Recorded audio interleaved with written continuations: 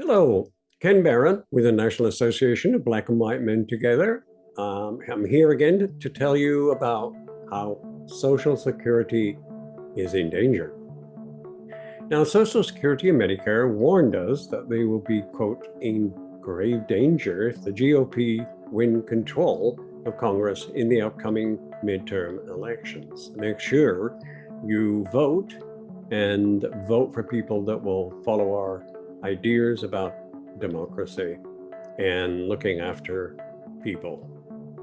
Indeed, the GOP may hold the country hostage if these so-called, quote, entitlements are cut by stopping an increase in the national debt.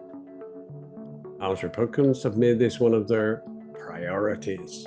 4 Republicans, Smith from Missouri, Arrington from Texas, Carter from Georgia, and Smucker from Pennsylvania have signaled that, quote, next year's deadline to raise or lower the debt ceiling is a point of leverage to get concessions from the Democrats, end quote. This has been a strategy of the GOP on campaign trails despite the popularity of the program.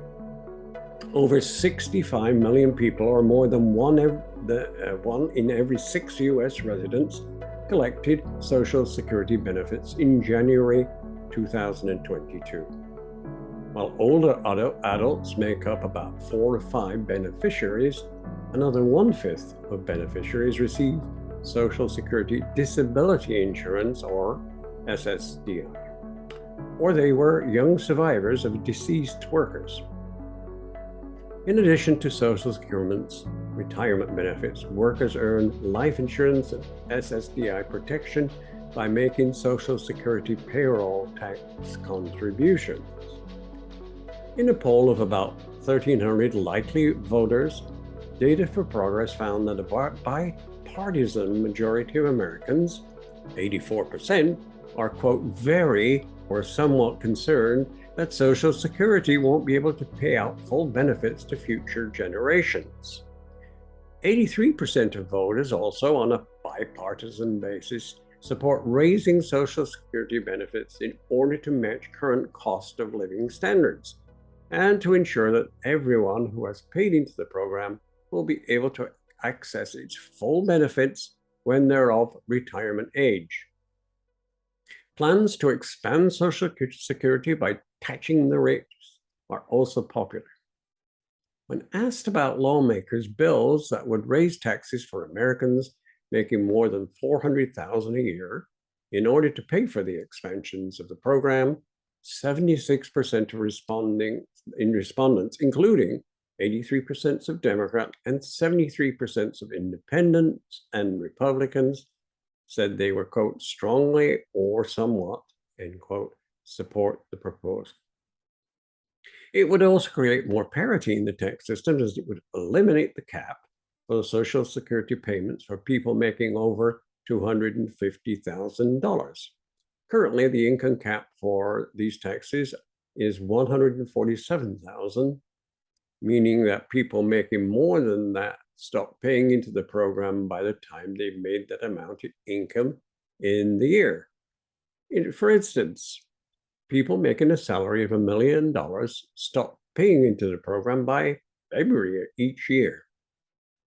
Thanks in parts to Republicans' refusal to raise taxes, the program is set to be insolvent by 2033, meaning that it will have to start paying out only 75% of the benefits, which are already low. Although GOP lawmakers likely wouldn't say it out aloud due to program's popularity, right-wingers have been working behind closed doors and in think tanks for years to slash Social Security, often with the goal of privatization. This is an unpopular idea, however. Data for Progress found that 68% of likely voters oppose privatizing the program, including 75% of Democrats and 70% of Republicans. Economists also agree that privatizing Social Security would be harmful and lead to yet more poverty, and that's what's truly needed to ensure the seniors and disabled people who are most in need have the funds they need to survive and that's to use a large expansion of the program. Meanwhile, when presented with a statement that Democrats are trying to expand the program and GOP is trying to end it, 55% of voters said they would vote for a generic Democrat running for Congress, with 22% of self-identified Republicans agreeing as such. Now, given all of this, it's vital we vote candidates in the midterm that support Social Security. That is super important for seniors, especially at the margins. This is Ken Barron with the National Association of Black and White Men Together. Please join us on our platforms, comment, like, and subscribe. And we're on the web at nabwmt.org. Thank you for listening, and stay tuned for more information on our programs.